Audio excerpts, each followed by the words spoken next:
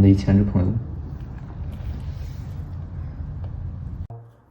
啊，今天我们干嘛？今天要喂虫虫。对，为什么要带这个？臭了。不是，我要把这个蛋壳磨成粉。我要把这个蛋壳磨成粉，这样子的话，这些虫子们就可以用这个碎末去当做石头去碾碎它们吃的食品。同时，因为我这个里面有比较多的菜叶子，有一些咖啡渣，会让整个桶变得酸性。放一点这个蛋壳会中和它的酸性，因为这里面是碳酸钙，碳酸钙是碱性的，可以中和酸性，让里面变成一个就是 pH 值中值的一个环境，虫子会更有利于虫子们的生长。所以我现在要先把它打碎，不可以直接把它这样放进去，这虫子是吃不了的。这么大一个东西，人都吃不了，虫子更吃不了。所以第一步打它。那你为什么要戴防毒面具？因为有很多的粉尘啊，你看这是我之前打的，有很多的粉尘，我不想吸进去。那我呢？你呀，离远点就好了。大义灭亲。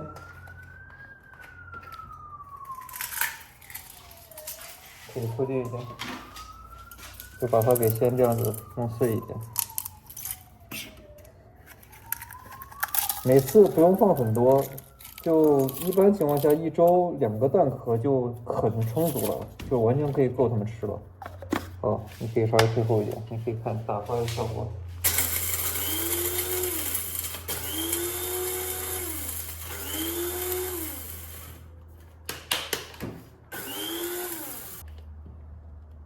就是这样子。你好像搞个制毒工厂。烟雾缭绕，像制毒工厂一样，其实不是制毒工厂。也不需要打的说特别碎啊，就是有一点点这种都是没有什么问题的。这是虫虫的奶粉。啊，这是虫虫磨牙棒。好，带头灯。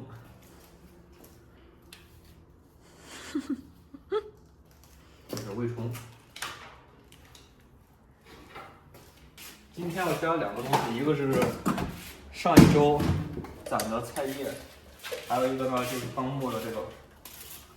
上一周攒的菜叶，其实我已经把它们放到这个袋子里面，然后放到冰箱里面冻了将近2、3天，然后呢再把它拿到室外再放个2、3天，这样子它这个可以就是让它们的水分先冻住，然后再化开，这样一来就容易让它们更加加速它们分解。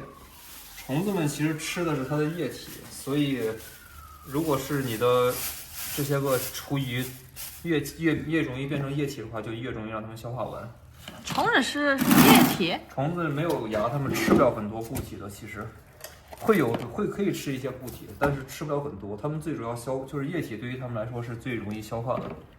那液体不就是都渗到土里了？没关系啊，因为你液体渗到土里面的话，到最后会渗到这个里面。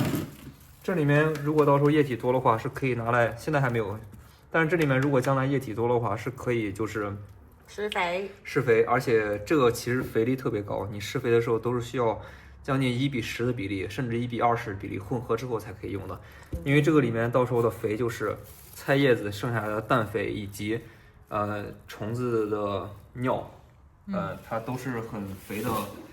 都是就是肥力非常强的东西，所以甚至都不可以直接施到植物上面。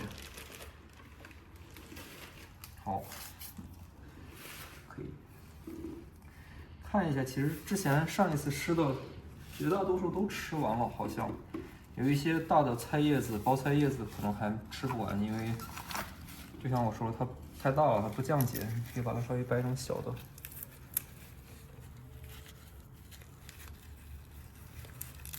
其实能感受到这个肥堆现在是有一些温度的，尤其是在底下的话，就能感受到其实虫子它自己会产生一些温度。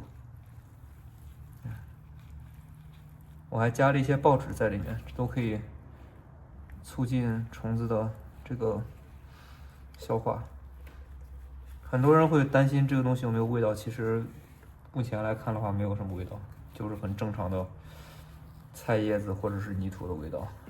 我觉得从我们开始真正喂厨余垃圾之后，它的味道是大了一点的，但是它是青草的味道越来越浓。对，它其实是很多时候可能是菜叶子，刚把它倒进去之后，它分解的时候会有一些菜叶子的味道，尤其是如果你放的是比方说包菜啊，或者是broccoli 这种东西，它菜本身是有硫元素在里面，就会有那个硫的味道。其实这些菜你吃多了，你自己人也会放一些臭屁，就是因为它菜里面有硫嘛。我不想把它加到这一层了，因为我觉得这一层挺满的了。让它慢慢吃，我可以把它加在第2层。第2层是前一段时间我放的报纸，然后这个报纸也是湿的，所以我直接就把菜叶子撒到上面就可以了。第2层是只有报纸。第2层只有报纸，我是想把第2层创造出一个不同的环境，这样如果他们在第1层吃的不开心了，或者有其他的需求吧，它就会自己到第2层去。最好这种喂虫子的环境就是多样化一些，因为虫子也有喜欢，有的虫子喜欢干的环境，有些虫子喜欢湿的环境，就像人的性格一样。所以说你给它创造出不同的环境的话，它可以在2个环境之间自由穿梭，它不舒服的话，它就会到第2层。其实你看第2层也是应该也有一些虫子了，我那天至少都看到了一些虫子，不太多，因为这边没有吃的嘛，对于他们来说没有吃的。虫子说你还挺体贴的呢。这种菜叶子会不会有？没有，我那次打开的时候其实看到了有1、2条，不太多，因为就是没有吃的。但是就是一个不同的环境，等于说。好，现在先把这个放上去。这就是上个星期攒下来的厨余。但是是放冰箱里冻过的。对，冻过之后然后再解冻，所以你看它其实是已经处于一个半分解的状态了。对，处于一个半分解的状态，而且这种东西放进去的话，虫子可以立马就开始吃，因为它轻轻一捏就会出很多水嘛，这就是虫子最喜欢的。如果说你干巴巴的菜叶子放下来，虫子可能还要再等它们分解一段时间。这个里面其实还有一些是咖啡渣，一般我会放1到2个咖啡饼。咖啡是首先它是很多的氮元素，虫子会比较喜欢吃，但是与此同时，因为有氮元素会让这个东西会让整个这个堆肥桶这个 worm farm 它的酸碱值变成酸性，所以你要是放咖啡的话，最好是放一些蛋壳把它中和掉。对，咖啡本身也是很好的，除了我说氮元素之外，它还是很好的这种就是摩擦剂，可以让虫子吃下去，帮助它们消化。对，好，就把它放在这儿，稍微堆平。同时我再把刚磨好的蛋壳倒一部分在这里，倒一部分在这里。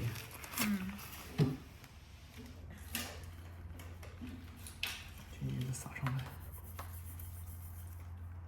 还有一些撒在这里。蛋壳里面不仅有刚才我说的磨牙棒，还有一些钙元素，因为碳酸钙嘛。有些人在海边住的话，其实贝壳也可以，你也可以把贝壳拿回来把它打碎，都是可以的。贝壳那么硬，很难碎。还好吧，你可以把它先烤一烤再打碎。蛋壳其实也应该先烤一烤再打碎，但是不那么讲究了。OK， 这样就可以了，我觉得。你那边翻不翻？翻不翻都行，翻一翻。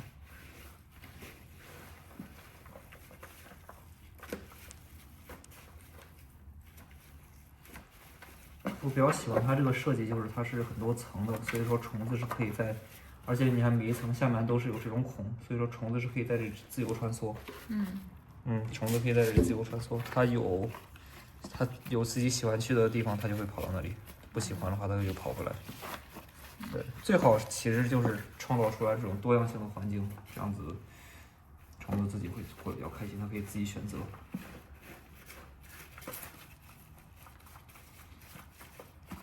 在天气干燥的地方，或者是比方说冬天比较冷，就要经常开暖气的地方，就要尤其注意这个worm farm它的干湿度，就是不要太干。你要是在室内它经常开空调的话，其实这种东西很容易就干。干了的话，这些虫子它是没有皮肤的，它干了就直接就干死了。就像是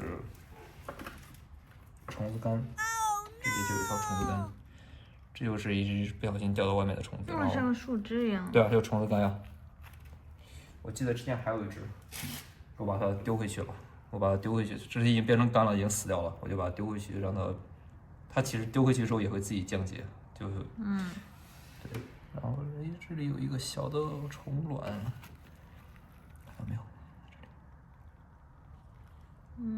可能有点睡觉了，太小了。知道了。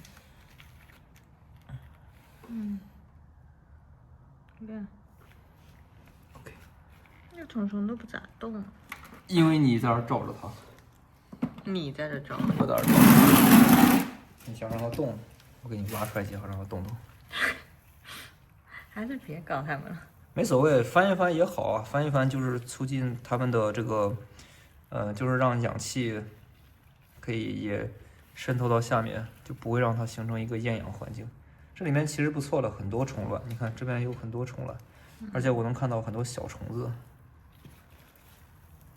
都是在帮咱们吃厨余垃圾的。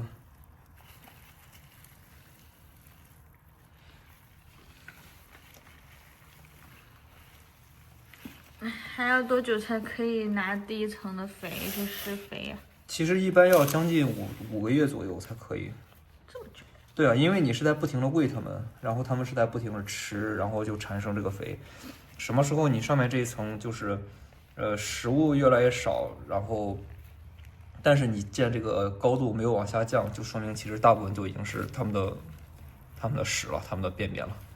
那么这个时候你就不要再往上面再堆新的食物，你就可以把食物放到下面一层，或者就是你可以把它们把原来的第二层放到下面的第一层，再往下移一层，然后就是让这些不停的循环。